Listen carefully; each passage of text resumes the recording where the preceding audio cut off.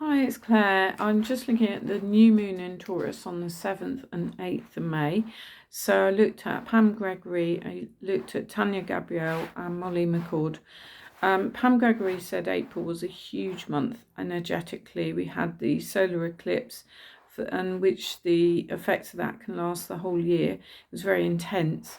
And there's been a Jupiter-Uranus big shift and a feeling of kind of purging, cleansing, kind of relief type feeling. And the 18th of the month and 21st of April, that was, you would have felt that really. And really, we've got this awakening and expansion going on, and chaos as it, carries on. All the changes go on, shedding karma, ancestral trauma. But really, and this will keep going on this year and next year, but we don't actually have to stay in it. She says, she reminds us of an analogy of a building site where we're building a new house, and we don't have to be there the whole time. So you can pop in and have a look, but you can go home and have relief as well. So that's how she explained it. And there are 4 planets. So Mars entered Aries, and it's at the 1st degree in its own sign of Aries. So a warrior-like feeling, courage, sovereignty, and a feeling of, doing what you need to do for yourself, and creation of new projects. And Pluto retrograde 2nd of May, that can be felt either side as well of that date a little bit. So at the moment, Taurus, Leo, Scorpios, Aquariuses may feel kind of some power struggle going on, and people or authorities trying to assert their power over us. And we assert ourselves and we step into our power and sovereignties to make sure that we, can sort of deal with that. So also she talked about Mercury, Sun, Venus, Jupiter and Neptune all in, I think that's Taurus, so very, a lot going on with those planets all happening all at once in that sign.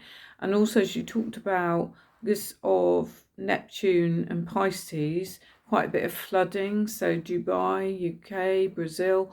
Brazil's been horrendous, looking at it on some of the social media. Rained a lot in the UK. It's dry now, but, it's been quite wet. Hard for agriculture and, difficult for a lot of people to cope with. So the energy will also speed up at the end of May, she mentioned as well. And she said, really set the intentions if you can, and for Earth as well. So you've got Sun, Moon, Uranus, Jupiter in conjunction, and there's like a reboot of Jupiter-Uranus conjunction going on. And really, Taurus feels like a lot to do with safety and stability, and not sudden long-term changes. But Jupiter-Uranus conjunction may break that up, may break up routine. So, and Mars in Aries is a kind of fast, moving energy thing going on, whereas Taurus is steady. So there might be some jumps about, but keep centered and keep steady, know who you are, and keep things simple. And in the inner self, try not to be scattered. Getting rid of spare stuff is a good thing to do. And also, she talked about Taurus being linked with food production and new ways to grow food, and seeing Earth as Gaia and sensitive to her needs. Neptune at 29 degrees. 29 degrees apparently can mean it can be a bit more difficult for things to do with that, and hence the flooding. And she talked about silver diamond light being given to the earth, and a sort of electromagnetic wisdom and knowledge coming in. So a kind of greater awakening going on. And Taurus is linked to the body and may be linked to the light body activation. So where we're going into our light bodies and connecting with our hearts and to the greater consciousness and cosmos. So I've actually had sore throat, but she said about resting a lot, and we're going through so much. I really was finding it difficult not to lie in the mornings. And the fact is, there's many realities going on, 3D, 4D, 5D, which is, without going into detail, just means that people may be operating in different ways, in different levels. So be aware. Tanya Gabrielle also said there was a lot going on really, and Taurus is ruled by Venus and it links with beauty and abundance, but that it's a lovely, thing to have. And Jupiter in Taurus, Uranus, Sun, Moon in Taurus, and the Moon is exalted in Taurus, bringing us joy and good feelings, but also intensity and passion. Taurus is fixed but less flexible, so that's something to bear in mind. And she talked about as well quest for freedom, because Uranus as well being in there is it's a curveball thing, making us think we need our freedom really. And fixed sign of Aquarius, there was a February new moon and we had a tight square with tense connection, and then we're going into this more inspiring period really with Taurus, where we may decide we want to shift a bit more. Then in 3 months' time, she talked about full moon in Aquarius with Taurus and Aquarius and the sun and moon, and that something will culminate and it will be an ending kind of thing, because it's just how it's working out. That also May the 23rd will magnify that, so something going on there with a sort of build up from February to August. And Venus aligns to what feels good and resonates with the heart. And she talked about lots of shifts in 2024 and 25, but she talked about the 11th house, and the antennae 11 is to linking to the divine, sort of listening to the divine. So listen where you might get some clues, or watch.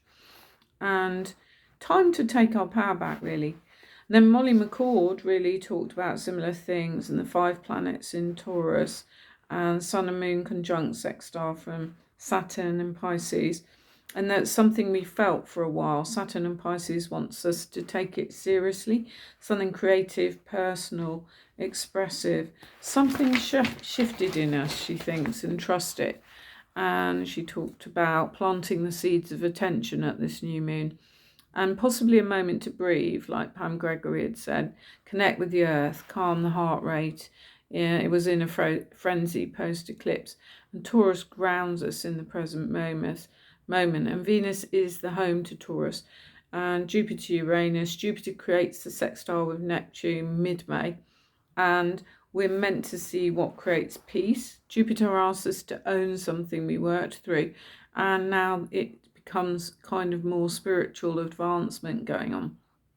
And May brings us into who we are now. Jupiter moves from Uranus. Jupiter is expanding something.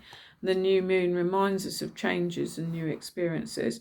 She talked about the 4 planets in Aries, Scorpio, Libra, Leo, Virgo, linking in, and those will feel a challenge. And Taurus is about kind of building and preserving and really get stuff done. So thinking about what we are building next. And Venus in Taurus is almost like, she said, a quiet, calm cheerleader. We don't need external validation, but that kind of feeling is there to back us up. And she talked about Mercury retro in Aries, so that shadow of Mercury retrograde, which slowed everything down, might have caused problems, is there till about the 15th. And it linked to Chiron as well. So Mars knows what Mercury figured out, and Chiron links with healing. So Mercury could show something we were not aware of regards our health, and a fuller understanding of that. And the Sun Moon sextile from Saturn in Pisces helps us understand what we can't take forward. And it's kind of strictly saying, well, you need to leave some things behind, to support your new reality really. And it supports what the Taurus new moon gives us to grow with. And Pluto is retrograde, but all else is direct, so meaning there's more movement. And mid-May, as the other people pointed out, Jupiter is expansive and moves us also, she pointed out, towards Pleiades, which is an advanced solar star system. We may need to detach from what pulled us away from our true energy, things like lifestyle habits which aren't really serving us and are to do with excess, drinking, bad lifestyle habits and things. And later Uranus works on that too, and it will free us from unhealthy attachments. And really, she said the new moon reminds us the new me is loved. So happy new moon in Taurus, and I'll speak to you soon. Take care. Bye.